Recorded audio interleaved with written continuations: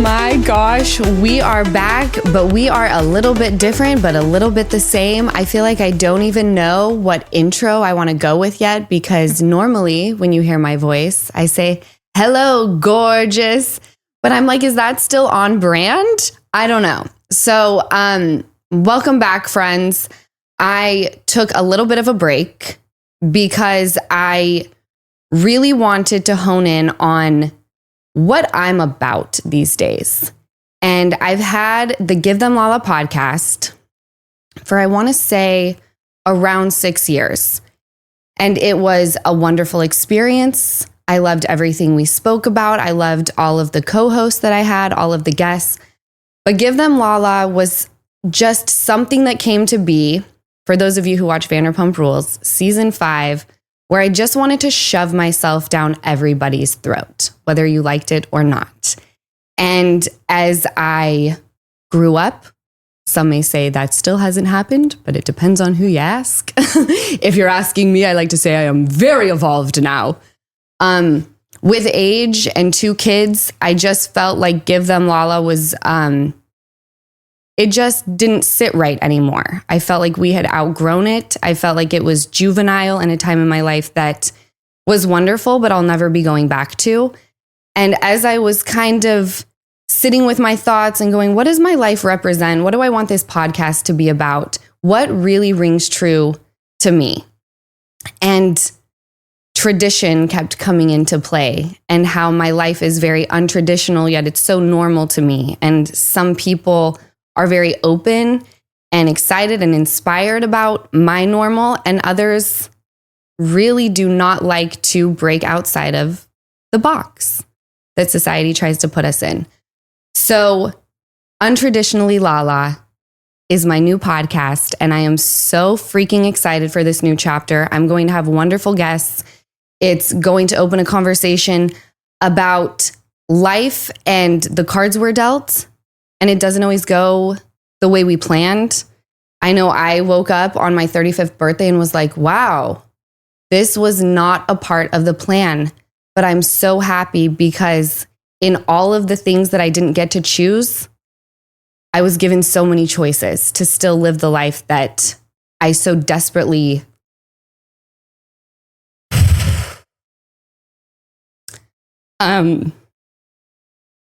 just want to live. And you guys know I'm a crier, so just get used to that. That part has not changed.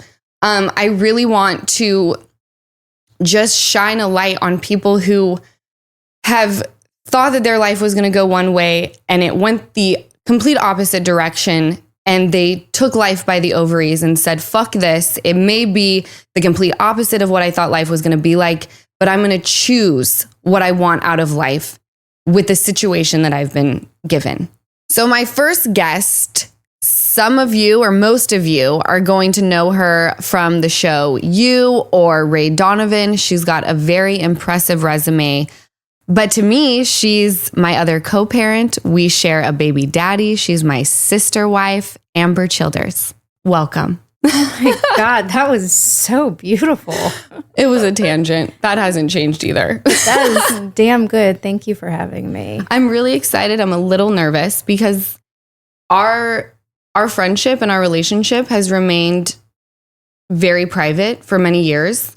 Whether we've been in the lowest of lows or the highest of highs, it's kind of just been the two of us. And it's been very sacred to me. And I'm really grateful that you're doing my podcast and you're my first guest. Thank you. I know we've been talking about, we've been through a lot, and we've, like you said, we've kept everything really private. And I think that there's a time where either I'm like, okay, I think I'm ready to kind of just inspire, not go out and talk shit or, hurt people's feelings or, but heal. And this is part of my healing, which is a continuous journey for me. But maybe you weren't ready, and then you were ready, and then I wasn't ready. So I'm so glad that here we are. Timing. 2025. I know. Timing is everything. It really is. And I think about life, and there are certain situations where I'm like, time heals everything. Time makes everything a little bit easier to stomach. And it can be your best friend or your worst enemy because time passing freaks me out. But it's also, like you said, what heals a lot of wounds and puts people on the same parallel path. And I think a lot of people can go back and think about how our relationship, because we couldn't call it a friendship back then, how it Definitely not started, and without, you know, making a certain someone the forefront of all of it and making that person more of just like a common denominator, a silhouette, if you will. How you and I started and then how we got as close as we got. Like, what is your perspective on that, and how do you remember things? Oh my goodness. You know, I sometimes don't even think about anything when it comes to that stuff, but then something will come up and it feels like, and that's just part of like healing, right? And there's like, healing is not linear, and you can't teach someone that like time heals. You have to experience. And I had this conversation with London, my eldest. For those, you obviously know London, but for those listening, she just went through a breakup, and I couldn't explain to her more that like, honey, time will make it better. And she goes, Mom, but it feels like my heart has been broken. And I'm like, I know what that feels like. Yeah. And not just once, but like multiple times. And I promise you, like, we're going to get through this one day at a time, and you're going to be okay. So,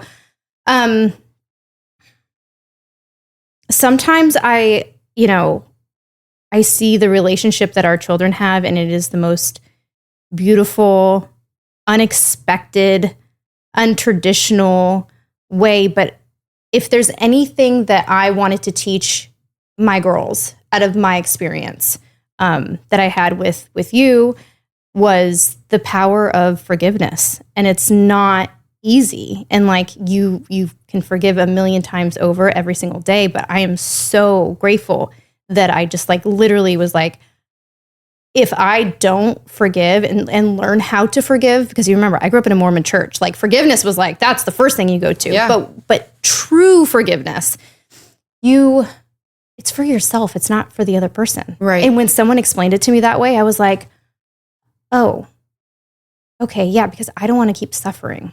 And I suffered for a long time. It was like that scratch that would heal, and then you would just like pick at it, and then it would start bleeding again, and then it would scab again. Then it's like, but why? It's like in this constant like cycle, this loop of self-sabotage, self-pity, self-torture. And I was like, you get to a point where you're just like, no more, I'm done. And you have to have that gift of desperation where you're just like, I don't want to do anymore. I don't want to live like this anymore.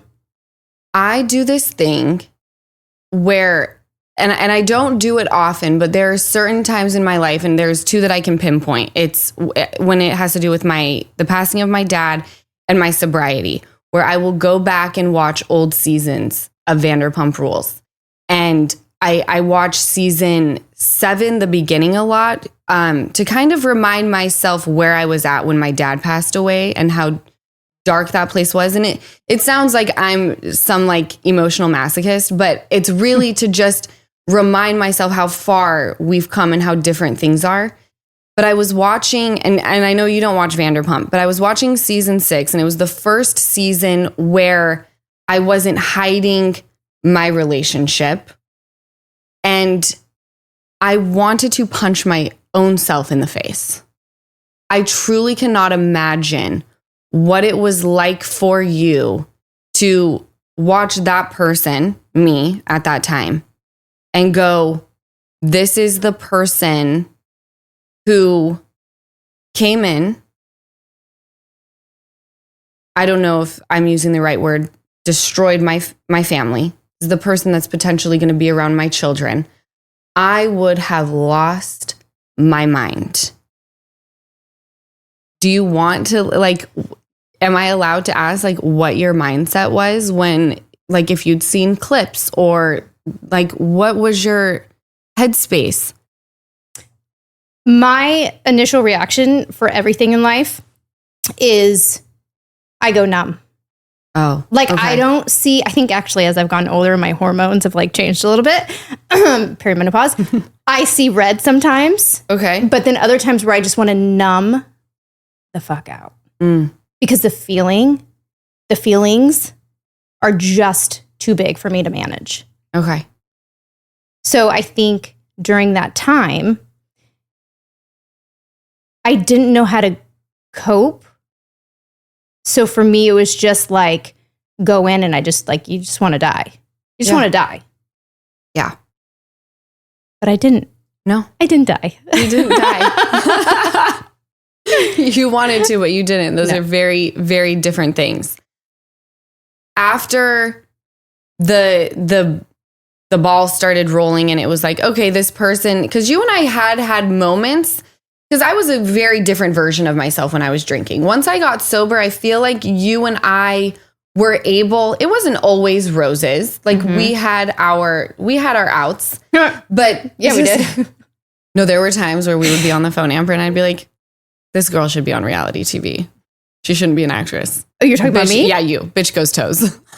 Because I was being dramatic? No, the two of us screaming bitch at each other on the phone. I know. Do you remember we'd be on the phone and be like, fuck you, bitch. It was wild. Yeah. But now I'm a mom. And by the way, I actually haven't thought about that in a long time.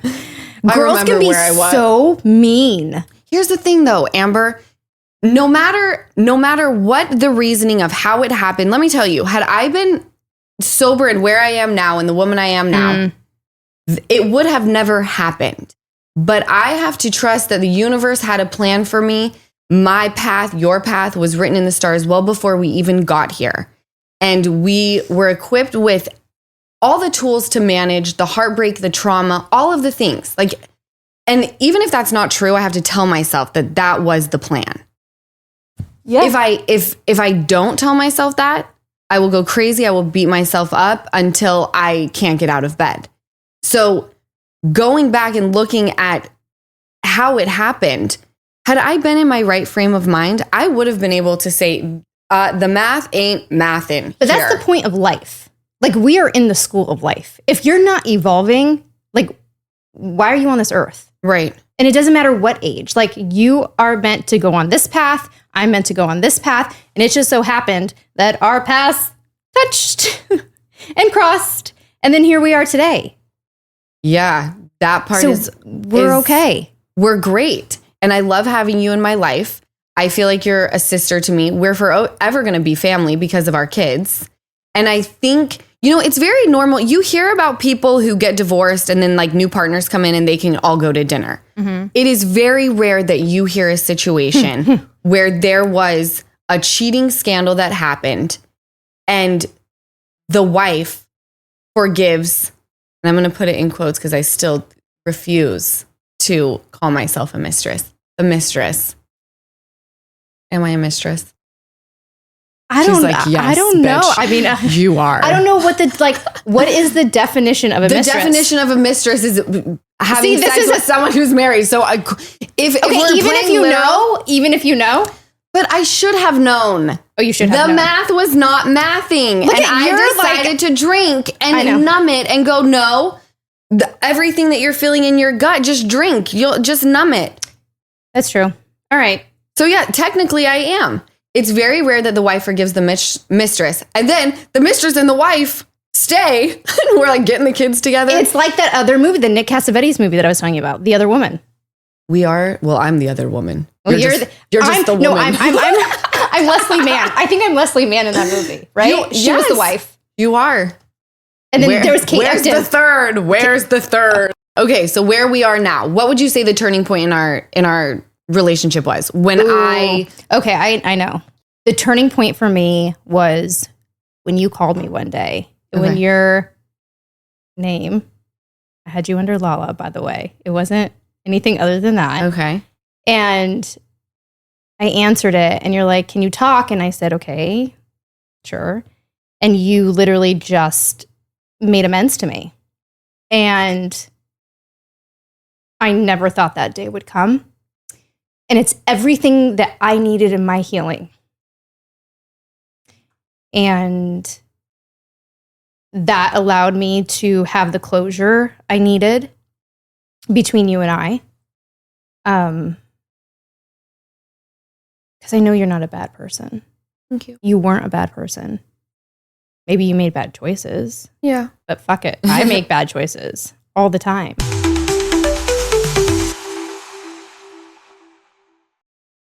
I'm Jorge Ramos. And I'm Paola Ramos. Together we're launching The Moment, a new podcast about what it means to live through a time as uncertain as this one. We sit down with politicians. I would be the first immigrant mayor in generations, but 40% of New Yorkers were born outside of this country. Artists and activists. I mean, do you ever feel demoralized? I might personally lose hope. This individual might lose the faith, but there's an institution that doesn't lose faith. And that's what I've believed in. To bring you depth and analysis from a unique Latino perspective. There's not a single day that Paola and I don't call or text each other, sharing news and thoughts about what's happening in the country. This new podcast will be a way to make that ongoing intergenerational conversation public. Listen to The Moment with Jorge Ramos and Paola Ramos as part of the My Cultura podcast network on the iHeartRadio app, Apple Podcasts, or wherever you get your podcasts.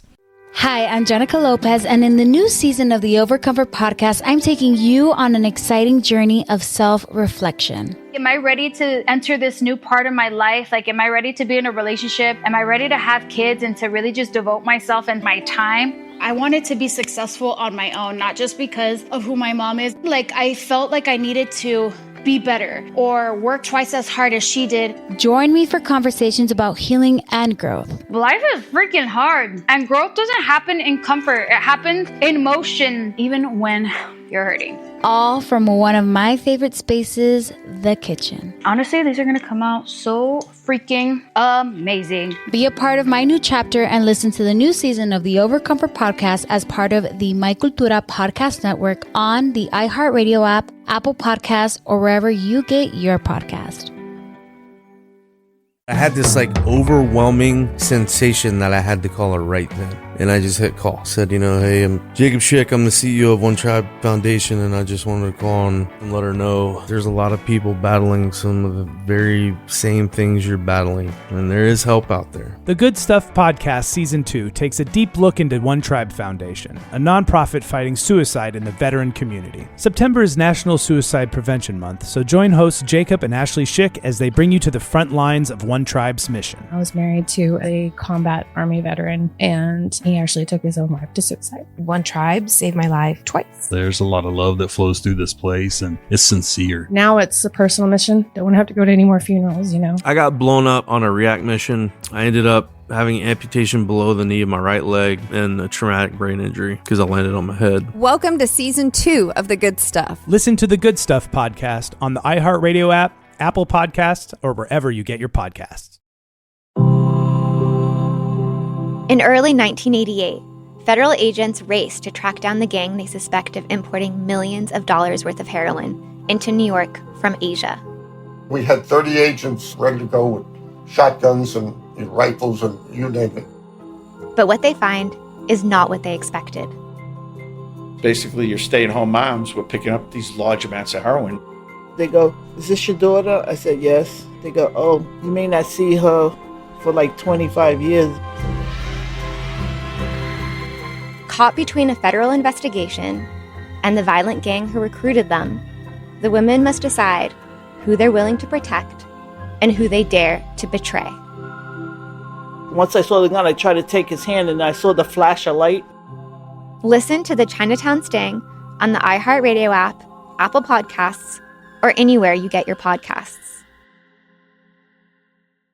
Hey, it's your favorite Jersey girl, Gia Giudice. Welcome to Casual Chaos, where I share my story. This week, I'm sitting down with Vanderpump Rules star Sheena Shea. I don't really talk to either of them, if I'm being honest. There will be an occasional text, one way or the other, from me to Ariana, maybe a happy birthday from Ariana to me. I think the last time I talked to Tom, it was like, congrats on America's Got Talent. This is a combo you don't want to miss. Listen to Casual Chaos on the iHeartRadio app, Apple Podcasts, or wherever you get your podcasts.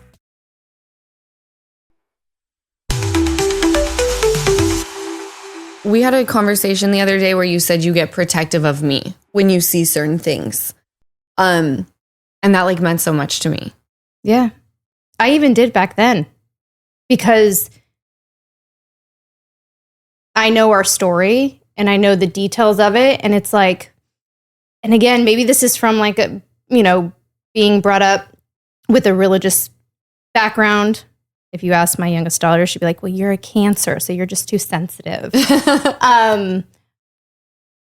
I never wanted people to be mean to you. Like, because that doesn't help the healing at all. Like, I imagine putting myself in your shoes, how I would feel about myself if I did that. You're beating yourself up enough. Yeah. I know you. Now, knowing you, I know what you were experiencing. And I didn't want that for you. Well, thank you. And you had Ocean. Like, your job was to show up and be the best mom and show up for your own mom who was going through her own grief. Yeah. And Easton. Like, I don't know. I don't know what it is. I needed that phone call for myself, for my girls, right? To move past. And I think I do get very protective of the people I love. And I do love you. I love you too. A lot. You're my sister wife. I always say it because people cannot make sense of it. Mm-hmm. And I'm like, this is just our very untraditional little family that we have created. And it works for us. And you're doing single motherhood. And you're in a different phase than me. So like, I'm calling you, wondering how I do single motherhood with a 4.5-year-old. And you can talk me through it because they share genes, right? I'm like, sometimes I look at her and I'm like, this doesn't make sense. There was another person involved. I didn't call Amber. I tell people all the time. Shit. I tell London and Riley all the time. I'm like, okay, you guys, if you ever get married, the first thing that we're going to do is we're going to scan their brain. That's like a non-negotiable. Oh, I love this. Brain scan. And they're like, are you nuts? I'm like, yeah, I am nuts. Kind of. But no, seriously, like I look at you and I see Ocean and I hear the stories and I see like she's just so friggin' adorable. Like this is going to go by so fast. I am dealing with, I always say, remember, little kids, little problems, big kids, big problems. Yeah. Yeah. And as they get older, it's tough. It gets tough. How are you balancing raising, because Riley is now 11. Mm-hmm. I've known her since she was 3. She's always had like a very special personality. Like the moment I saw her, she had a twinkle in her eye. I was like, you have a twinkle like Santa Claus. London was our emo child. And like I saw her when she would go through things. I'm like, I so feel for you right now. Like I'm in the trenches with you. How do you balance what each kid who's very different, what they need, what they've been through, and also what you need out of life? Because you had them very young. You're a young person. How do you still live your life while giving them what they need in their life? It's a really hard balance, and it takes a village, meaning like I really lean on my mom and my dad, and they have really stepped in this past year to help me navigate, dealing with London and, her challenges that she faces. And then there's Riley, who's coming. She's in 6th grade in a completely new state, in a completely new school. Because you moved to Montana. So she went from private school to public school in a new town with new people, a new environment, we're going to experience all 4 seasons. If I think too much about the future, I start tripping. I'm like, shit. Like, I'm not married. How do I keep my shit together? Like, I think about London's future. I think about Riley, and I'm like, okay, are we going to make her an athlete? Like, are we going to force her to like find that sport that she likes, but she's really like artistic and she wants to be an actor? And it's like, it's hard. And there's no answer, because if there was, no one would be sitting on a couch talking about how to be the perfect parent, right? There's no rule book. And like, God literally gave me 2 kids that are so different from each other. And I love that though, because I get to see the beauty in each one of them. And you're going to experience that with Sosa and Ocean. They're going to be so different. Right. And I have to pause throughout the day and like remind myself, okay, which kid am I talking to? I know I had to turn my phone off, or London would literally call me like 5 times. Yeah. Like when London calls me, I know that she needs more the emotional side. Like she just wants someone to listen to. Like if she's upset about something, that means that I have to shut my fucking mouth and just listen. Okay. And that's what all kids want at 15. Most of the time, they just want someone, especially girls, they want someone to listen. Riley, on the other hand, she's getting to be a little more sassy. Like we just like are entering the 6th grade and we're experiencing, like I'm starting to see changes in her that I've never seen before. So that like beautiful little twinkle, and she literally was, when I had her, I was going through a very dark time in my family life. Okay. And she gave me that ray of light. I was like, oh, this child's from God. Like this one was like, God, like I got you. Yeah. Here's this one. And she was the best baby. And everything was just like super easy, and she never, even when she was sick and she had like snot and she was throwing up, she would just be smiling, and I was like, who are you? Who are you? And she would, do you remember when she would get like a guitar and sing? She would go to say Shabbat, right? Yes. On Friday. She would come home, she'd grab my little acoustic guitar that like I got on the set of Ray Donovan, and she would sit there and like strum and sing. So cute. I'm like, who are you? Yeah, no, And then she'd get on the Magical treadmill human. and like run at like 3. She's like, I'm working. I'm just like, wow. Old soul. Very Super. old soul. But now you're going through that tween stage with her, because then they get sassy and they like go through puberty, and it's do you want to hear a story? Always. 2 days ago. So we're at this new school, and I signed her up literally. I'm that parent now. Tennis, track, basketball, volleyball, you name it. And she's going to do pickleball. But I said, okay, you're going to take the bus from the middle school to the high school, which is like 2 miles from each other. It's like nothing. And she already has friends and the whole bit. She's like, I don't want to do tennis. I want to do pickleball. And I said, well, I love that you want to do pickleball, but you're going to try all different sports. And then we could like have a family meeting and decide which ones that you really love. Okay. And she's like, no, I don't want to. And I'm like, you're going. She has a phone. I'm at home unpacking boxes, and she's like, hi. I said, hi, are you on the bus? And she goes, no, I told you I wasn't going on the bus. What? I was like, huh. Oh my God. I wouldn't have the ready, balls. set, match. Let's go, bitch. I was like, okay. I said, how about this? Now you get to walk home from school. And it's literally like a mile.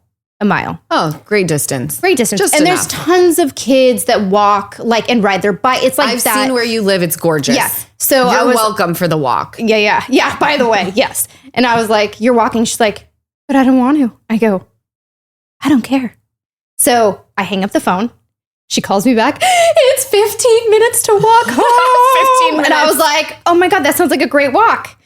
See you in 15 minutes. Bye. And now, of course, because I'm like the investigator that I am, I look on her like map. Yeah. And now I'm like fuming because I'm pissed that she was like, I'm not going on the bus. I didn't go on the bus. You know what I mean? Yeah. I would have never done that. Never. My mom, I was like so afraid of her that I didn't want to like fuck up in any area of my life.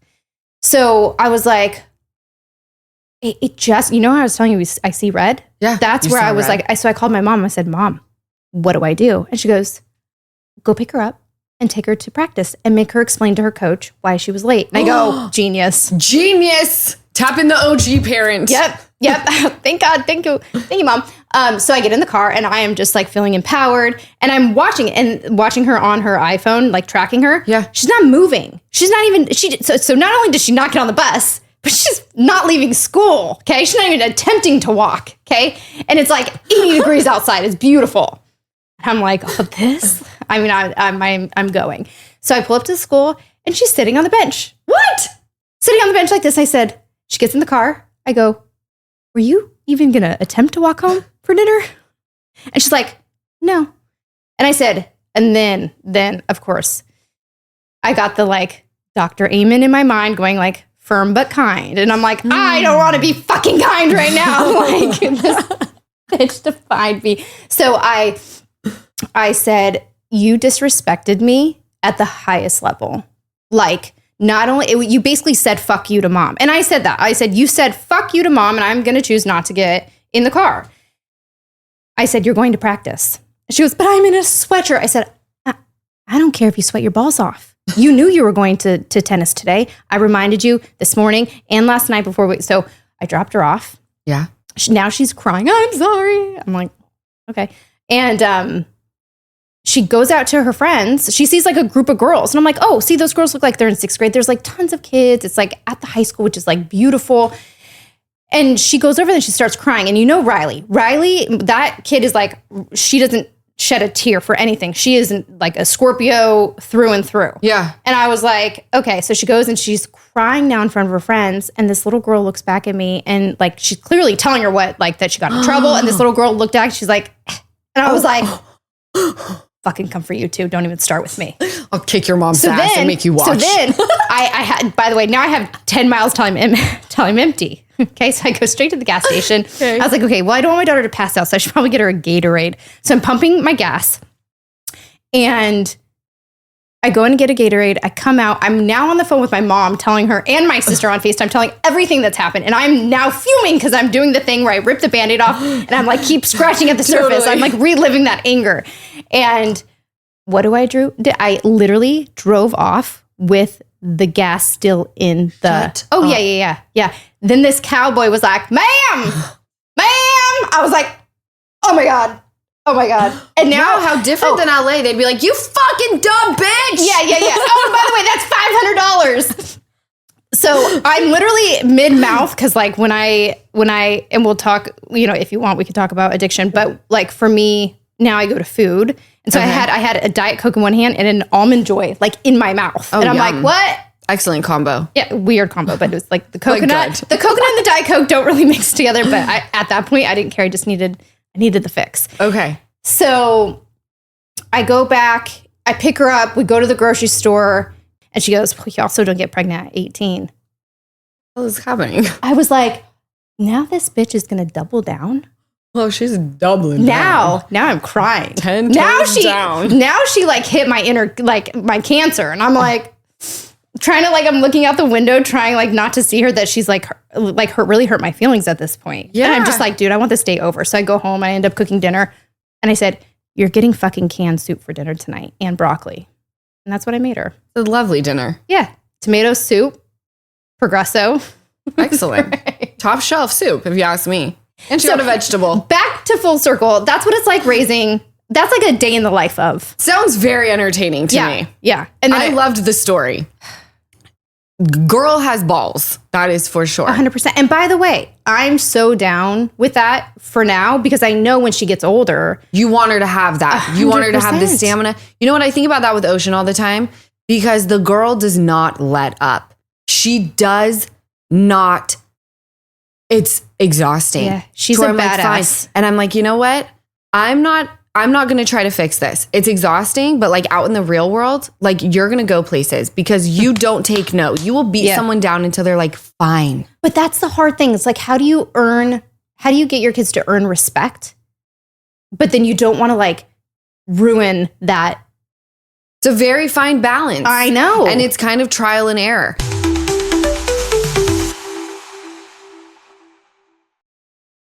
I'm Jorge Ramos. And I'm Paola Ramos.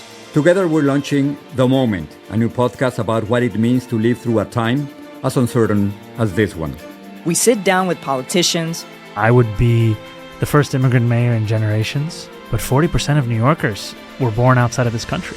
Artists and activists. I mean, do you ever feel demoralized? I might personally lose hope. This individual might lose the faith, but there's an institution that doesn't lose faith. And that's what I've believed in. To bring you depth and analysis from a unique Latino perspective. There's not a single day that Paola and I don't call or text each other, sharing news and thoughts about what's happening in the country. This new podcast will be a way to make that ongoing intergenerational conversation public. Listen to The Moment with Jorge Ramos and Paola Ramos as part of the My Cultura podcast network on the iHeartRadio app, Apple Podcasts, or wherever you get your podcasts. I had this like overwhelming sensation that I had to call her right then. And I just hit call. Said, hey, I'm Jacob Schick. I'm the CEO of One Tribe Foundation. And I just wanted to call on and let her know there's a lot of people battling some of the very same things you're battling. And there is help out there. The Good Stuff Podcast Season 2 takes a deep look into One Tribe Foundation, a nonprofit fighting suicide in the veteran community. September is National Suicide Prevention Month, so join hosts Jacob and Ashley Schick as they bring you to the front lines of One Tribe's mission. I was married to a combat Army veteran, and he actually took his own life to suicide. One Tribe saved my life twice. There's a lot of love that flows through this place, and it's sincere. Now it's a personal mission. Don't want to have to go to any more funerals, I got blown up on a react mission. I ended up having amputation below the knee of my right leg and a traumatic brain injury because I landed on my head. Welcome to Season 2 of The Good Stuff. Listen to the Good Stuff Podcast on the iHeartRadio app, Apple Podcasts, or wherever you get your podcasts.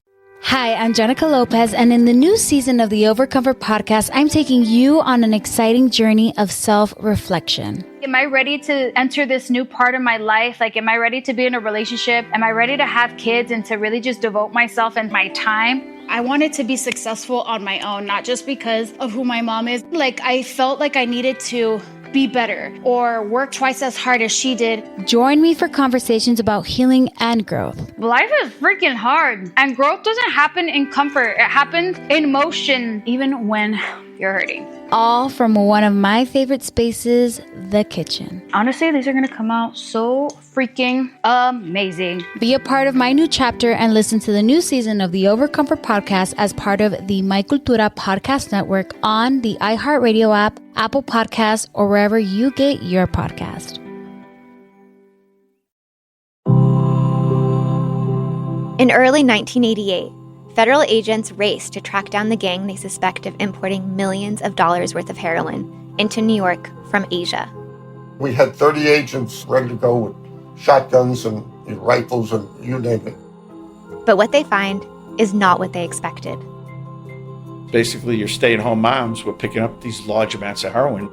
They go, "Is this your daughter?" I said, "Yes." They go, "Oh, you may not see her for like 25 years." Caught between a federal investigation and the violent gang who recruited them, the women must decide who they're willing to protect and who they dare to betray. Once I saw the gun, I tried to take his hand and I saw the flash of light. Listen to the Chinatown Sting on the iHeartRadio app, Apple Podcasts, or anywhere you get your podcasts. Hey, it's your favorite Jersey girl, Gia Giudice. Welcome to Casual Chaos, where I share my story. This week, I'm sitting down with Vanderpump Rules star Sheena Shea. I don't really talk to either of them, if I'm being honest. There will be an occasional text, one way or the other, from me to Ariana. Maybe a happy birthday from Ariana to me. I think the last time I talked to Tom, it was like, congrats on America's Got Talent. This is a combo you don't want to miss. Listen to Casual Chaos on the iHeartRadio app, Apple Podcasts, or wherever you get your podcasts.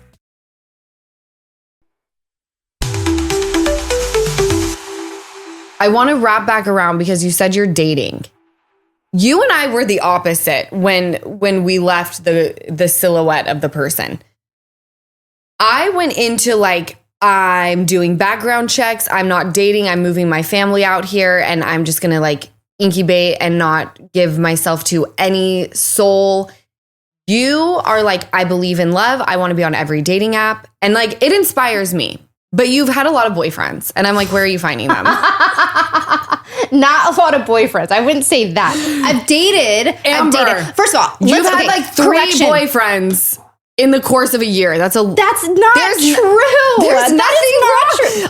I'm saying you bag men. Where are they? How do you find them? This is not an insult. It's a compliment. No, it is an insult because I'm not a, whatever you call that. I'm not a serial dater.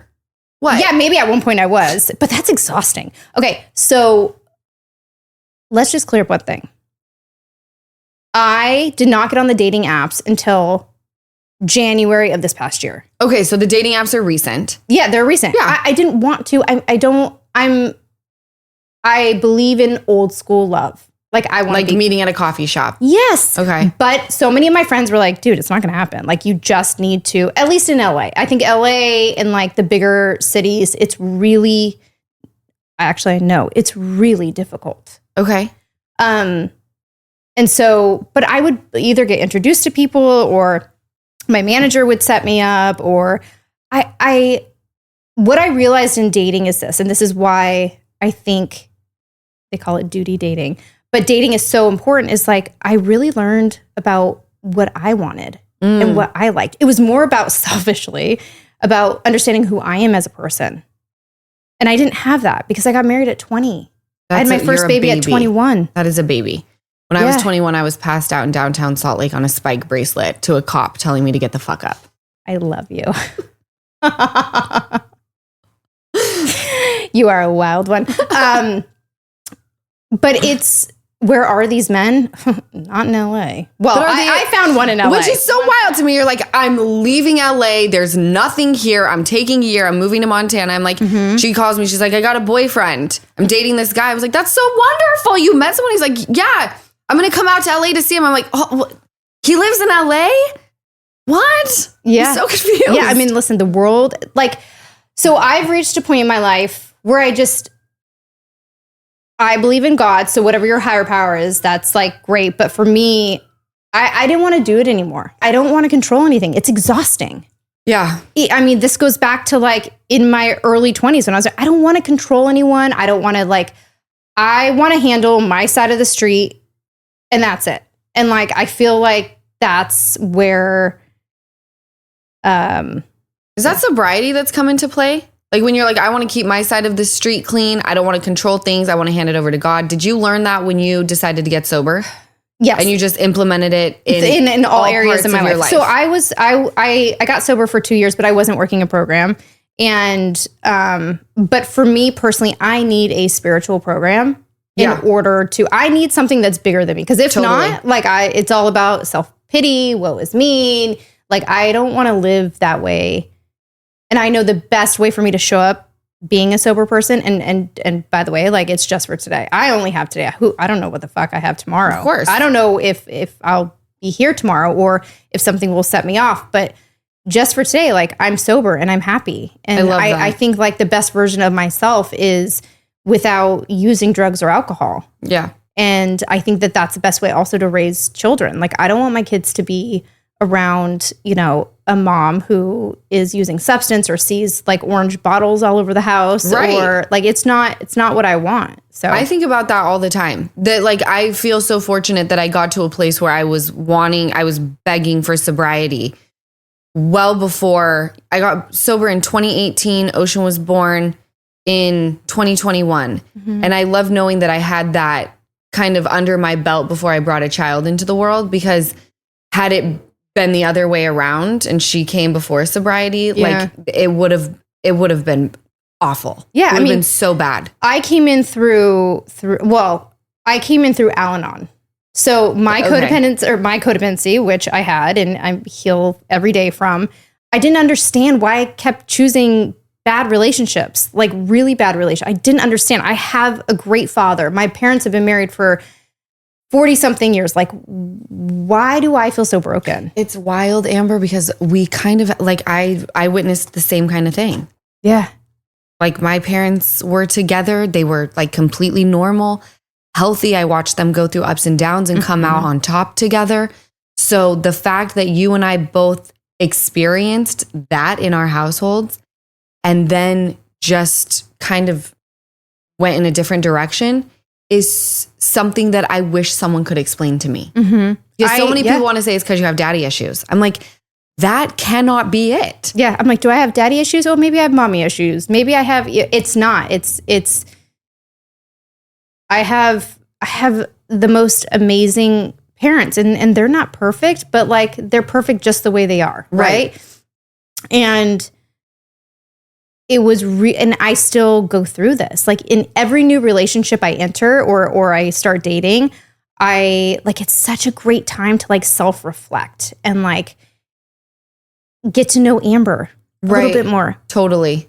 And it's sometimes it doesn't end up being because I really want them. And so like, I will, I'll do the chase, but like, I don't want that. I don't want what's not mine, like, or what's meant for me. I don't want that. I love that. I don't want what's not mine. My God, that is so good. So what I say now, I heard this on a podcast, but when I pray, I say, God, if blank is for me, let it be known. And if he's not, I give you permission to remove him.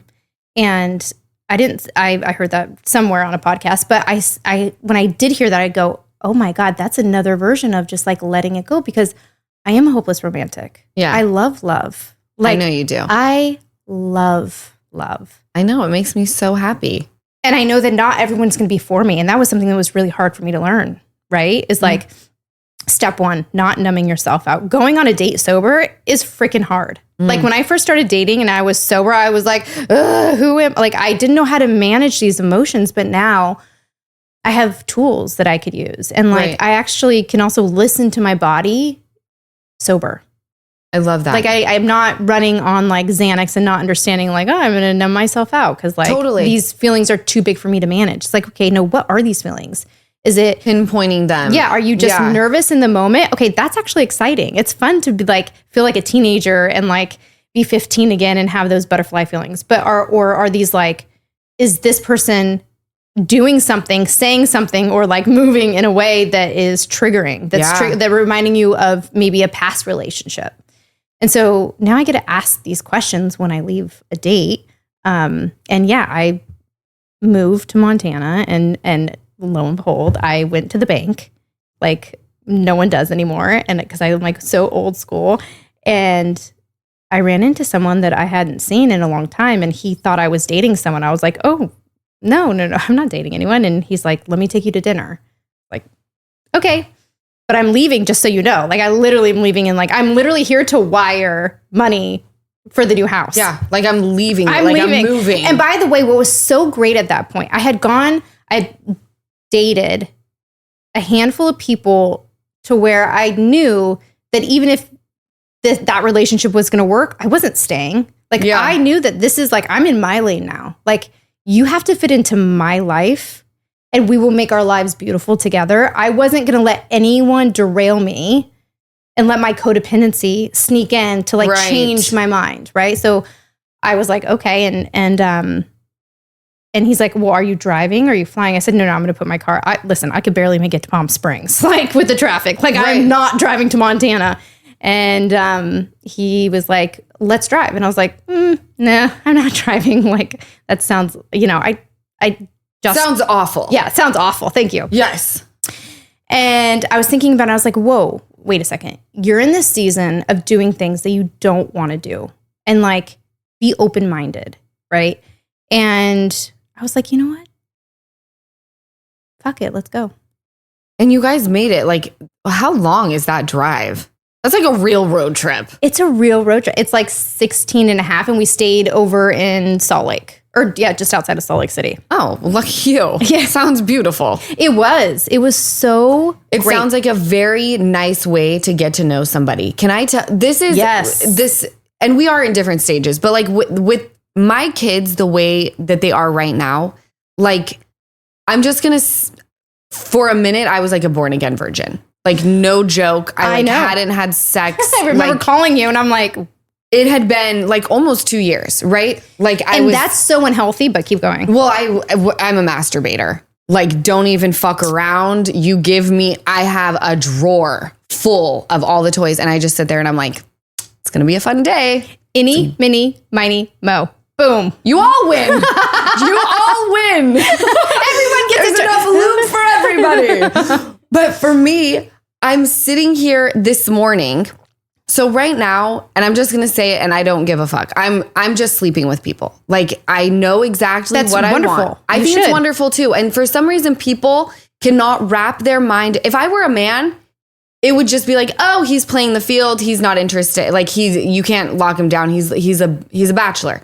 I'm a bachelorette, okay? I don't need a man for anything. And people keep trying to push this dating thing on me. And then I start thinking like, okay, well, maybe I'll get out there. Then I had this moment of clarity where I'm like, what do I want? blah, do you want to date? If you want to date, get your ass out there and date. And I'm like, I don't want to date.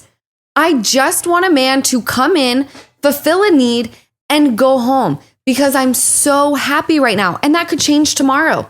Today I say I'm never getting married. I know how the world works. There could be a day where I'm like, I want to get married. I understand that. Is it a very low possibility? Yes. But for now, come in, come out. And this morning, and I'm not joking, my dog is 15 and a half, and all she does is shit and pee herself. It is a lot. And I love this dog, and I feel so guilty that I'm going back and forth on like, is it time? Or do I just keep rocking it this way? It was a full-on explosion at my house, not of shit, but of me, Easton, and my mom screaming at the top of our lungs at each other, telling each other that you don't do enough, you're fucking lazy, and it all stemmed from this gorgeous animal, Lily, okay? And I was driving here to the podcast because we all like made up, and it was like, I'm so sorry. Had that happened with me and a partner, it would weigh so heavy on the relationship that our sex life would suffer, resentment would build, because there's not unconditional love with your partner. And people can say that all day long, that like find someone who you love flaws and all. And I used to very much co-sign on that. But finding a partner, that love is conditional. I'm expecting you to show up for me, be my teammate, be loyal, be trustworthy. You fuck up one time, you have put my heart in jeopardy. With my family, I don't expect anything from them. We have come from literally thoughts, right? Issa and I were just thoughts. And then we came to be into our family. It is unconditional love, whether it's Easton struggling with his drinking, my mom struggling with her hip or her arm. It doesn't affect the intimacy because there isn't any. When intimacy is affected in a relationship, everything starts going to shit. So for me right now, I'm like, if everything's working and I can have blowups with my family and there's a lot of moving parts, there's a 1-year-old who's preventing sleep, there's a 4.5-year-old who's wanting to sleep in my bed. Could you imagine if I had a boyfriend? You sounded English there when you said I do that. When I say, can you imagine? I do go. Can you imagine? I do get a little British. But I'm like, it would be so hard. So the timing is not right. And my mind, body, and gut are telling me that the timing is not right. You sound like you're fighting with yourself. I'm fighting with other people. But who cares what other people think? Thank you. I feel so seen. Okay, first of all, have you ever read Mel Robbins' book, Let Them? No, but you told me to get it, so I ordered it on Amazon. Please. And it did arrive. It did arrive. I'm gonna start reading it. No, that whole philosophy, let them. Thank you. Let them. Who cares? No, I feel like I'm talking at you because people don't understand. You're the first person that was like, okay, and I'm like, do you know how many times I've explained this to people? And they're like, you just have some stuff you need to work through. You know, you've been through a lot. I'm like, we're over it. We're over it. Let me. Yeah. I'm letting them let me. Yeah. How about that? Just you have so much going on, right? I do. I mean, from the outside looking in, you just named you have 2 kids under the age of 5. A lot of people we know have one that. of well, I know, but they like you're operating. Someone explained to me that life is like a pie, right? Okay. Yeah. And so like how much of Sosa and Ocean are going to fill up that pie? A lot. Right. What, 80%? Yeah. Okay. And then you have time to work out, right? And stay healthy and fit. Right. Okay. That takes a piece. Then you have work, which is huge because you're a one like income household, right? You're raising 2 kids on your own. Yeah. That's a huge piece. Okay. And then you have fun, like Lala time, right? With your girlfriends or like late night, whatever it is. Like, okay, where is the like last percentage, that very small percentage for a man? Like if he comes in, if that 1%, like that's enough for you to be able to take that 1% and not fit a marriage in that 1%, because marriage is a lot of work. It's another business. Yeah, totally. It's work. And then you have to, maybe if that person also has kids, can you imagine? No, it's a lot. It's exhausting. You're good. Yeah. So go have fun. Go sleep with as many men. Just be careful as you want. Just be careful. Be careful. I'm an educated hoe, Amber. Oh, we know this. I do background checks. Married, We'll see what the background check says, buddy. You're telling me no, but your eyes are saying otherwise. No, I'm safe going about it, and I feel happy and fulfilled, and I love sitting. See, you get me. I feel so seen by you all the time.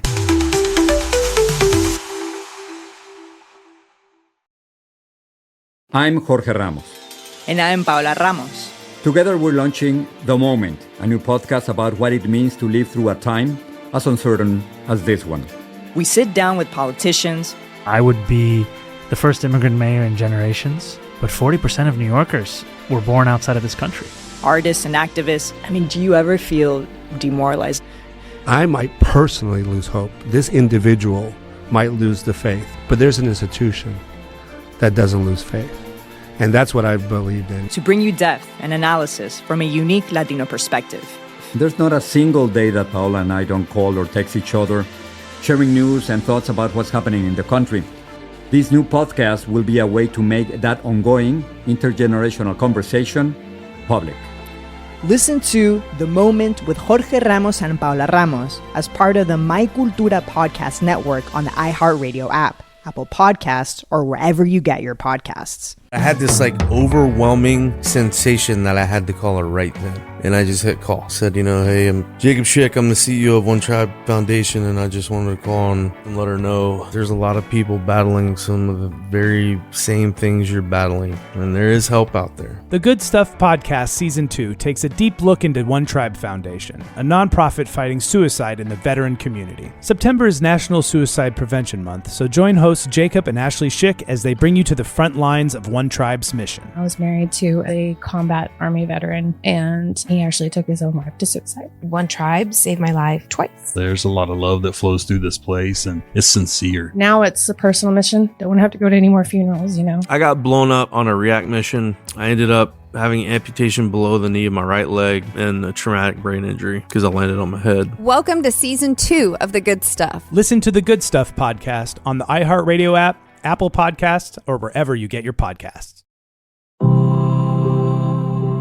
In early 1988, federal agents raced to track down the gang they suspect of importing millions of dollars worth of heroin into New York from Asia.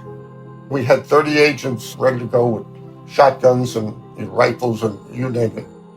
But what they find is not what they expected. Basically, your stay-at-home moms were picking up these large amounts of heroin. They go, "Is this your daughter?" I said, "Yes." They go, "Oh, you may not see her for like 25 years." Caught between a federal investigation and the violent gang who recruited them, the women must decide who they're willing to protect and who they dare to betray. Once I saw the gun, I tried to take his hand and I saw the flash of light. Listen to the Chinatown Sting on the iHeartRadio app, Apple Podcasts, or anywhere you get your podcasts. Hi, I'm Jenica Lopez, and in the new season of the Overcomfort podcast, I'm taking you on an exciting journey of self-reflection. Am I ready to enter this new part of my life? Am I ready to be in a relationship? Am I ready to have kids and to really just devote myself and my time? I wanted to be successful on my own, not just because of who my mom is. I felt like I needed to be better or work twice as hard as she did. Join me for conversations about healing and growth. Life is freaking hard, and growth doesn't happen in comfort. It happens in motion, even when you're hurting. All from one of my favorite spaces, the kitchen. Honestly, these are gonna come out so freaking amazing. Be a part of my new chapter and listen to the new season of the Overcomfort podcast as part of the My Cultura podcast network on the iHeartRadio app, Apple Podcasts, or wherever you get your podcast. Hey, it's your favorite Jersey girl, Gia Giudice. Welcome to Casual Chaos, where I share my story. This week, I'm sitting down with Vanderpump Rules star Sheena Shea. I don't really talk to either of them, if I'm being honest. There will be an occasional text, one way or the other, from me to Ariana, maybe a happy birthday from Ariana to me. I think the last time I talked to Tom, it was like, congrats on America's Got Talent. This is a combo you don't want to miss. Listen to Casual Chaos on the iHeartRadio app, Apple Podcasts, or wherever you get your podcasts.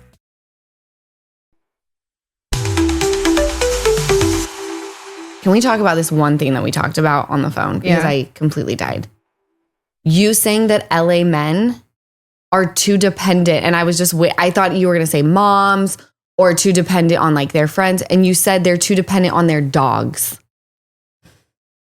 You know, people like in the world are going to hate me right now for saying that. Let me give you some context. Okay. So on the dating apps or just out in general, I have found, this is my opinion. Yeah. People are so, and whether they are using their animals as like a scapegoat to not like be able to show up in a relationship, like as like this is who I am. I find that men are truly hiding behind like their dogs. And okay, let me just like be blunt. I have seen so many guys walking around or on Instagram or different social media platforms wearing like a satchel with their dog in it. So unless your dog has 3 fucking legs or is on its last day, your dog does not belong in a baby fucking bajorn or whatever you call it. Like your baby, your dog belongs on a leash or by you, right? Maybe not leash if you're in a park, that whatever. Yeah. What about a stroller? Oh, even worse. I can't. I don't know why. It is so not sexy to me. I want a fucking man. Okay, what does that mean for you? I want you to pump my gas. Hot.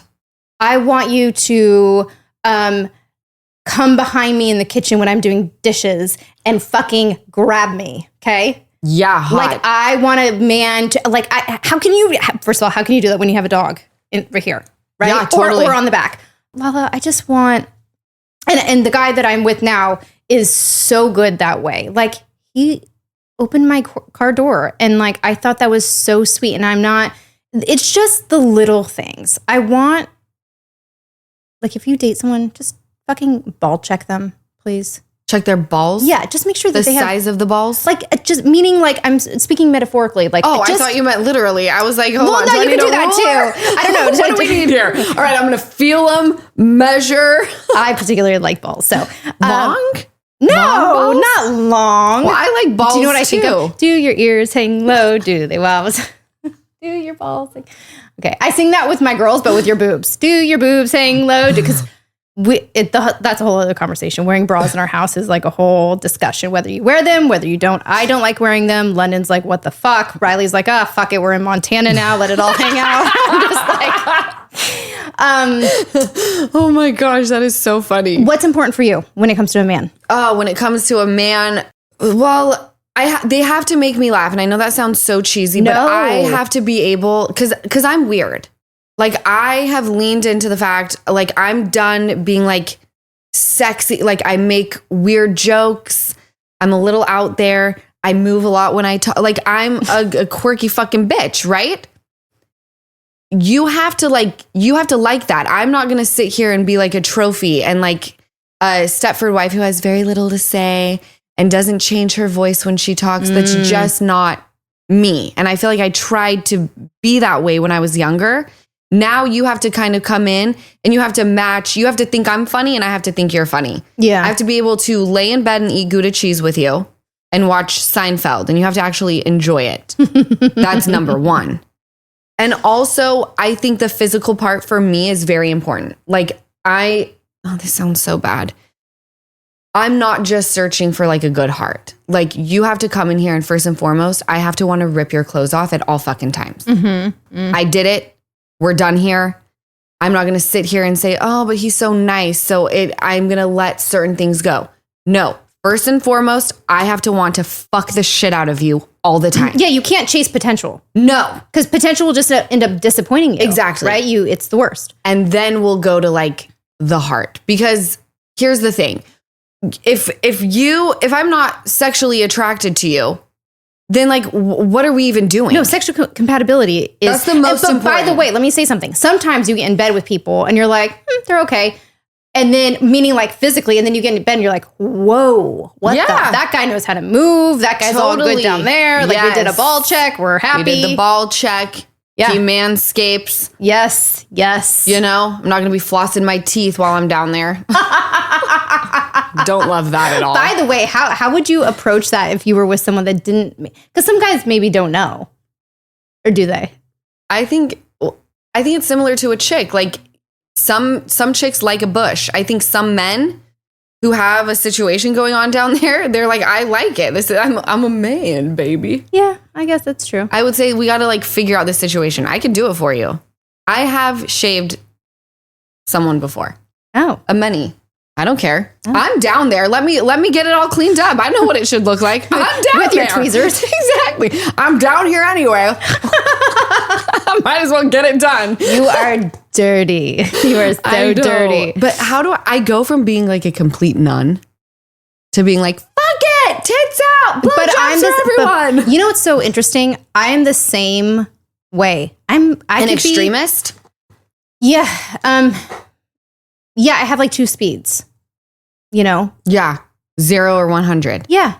I'm either like working in the kitchen at like 7 a.m., getting the kids ready for school. Yeah. Or I'm like, you know, all buttoned up. Totally. But I think that there's a time and place for everything. I do too. Right? Yes. Like, I think that's what makes you so unique and beautiful. Thank you. And men don't want that. Men, I feel like they want personality. At least the right ones want personality. Well, I think so too. Because on the flip side of what I said, because that's kind of where I'm at now. But let's just say I was looking for like my partner. Mm-hmm. There would be things that would outweigh the physical. And here's why. Because when you're going in that direction, looks are going to fade. Sex life is going to fade. What really stays true is someone's core and their heart and their personality. You hope. I mean, a normal person, like at our age, you would hope that their personalities are, if they're funny, they're not going to lose their sense of humor. Mm-hmm, mm-hmm. Those are the things that are going to carry you through, right? So if I'm looking for someone who's going to be in my life every single day, obviously the kids, you got to get along with the kids. But for me, you have to be my best friend. I have to call you when I'm at the highest of highs and the lowest of lows. I have to want to be around you all the time because that's what's going to get us to the very end. Mm-hmm. Right? Yeah. It's finding somebody you can be a best friend with. But I also think that sex doesn't have to fade. You're either a sexual person or you're not. Honey, when you're grown and you need a hip replacement and you got to be on the bed for a little bit. No, I'm still going to be having sex. Are you kidding me? You're a savage. I fucking love you. 100%. You're like my favorite person on the planet. I need sex. Like that's like the first thing. I feel like that when I step into a relationship and I'm like, just so you know, like I like sex. What are we talking? Like how many times a week? No, I mean, it's a healthy amount. Don't worry. I don't need another program. Oh my God, we really should check into sex addiction for you. I think a couple times a week is normal. Oh, totally doable. Yeah. I asked my married friends and they probably think I'm a weirdo that's going to go home and like masturbate to thinking about them. But I truly do wonder like how often my married friends have sex. Mm-hmm. And it's truly just to understand like what is the answer? A lot of them say that it's 2 times a week. Mm-hmm. But then when kids come into play, they're like, we're lucky to get twice a month. But we always make sure that we're like getting into bed we're going to bed together. Mm-hmm. And I think that's very important. Midday sex is the best. When the kids are at school. There's something so sexy about that. Because you feel like you shouldn't be doing it. I know. But you should. I love an afternoon masturbation sesh. We talked about that last night. I'm going to try it. You have to. Yeah. It's the freaking best. Yeah. I had a wonderful time having you on my podcast. Thank you. Do you feel good? I felt like I could have talked to you for like 5 more hours. I know. You're still going to get the crazy Lala as you have just seen because we were talking about blowjobs and all the things still. So it's like it's new and reinvented, but like we still have some of the same bones. The core. It's the core. I loved this episode. I feel like I just gave birth to a new baby. So I want to thank all of you for following me from Give Them Lala to my reinvented podcast, Untraditionally Lala. I'm going to catch you guys next Wednesday. And remember, we still have a bonus on Monday. So I'll catch you there. Love you guys. Bye.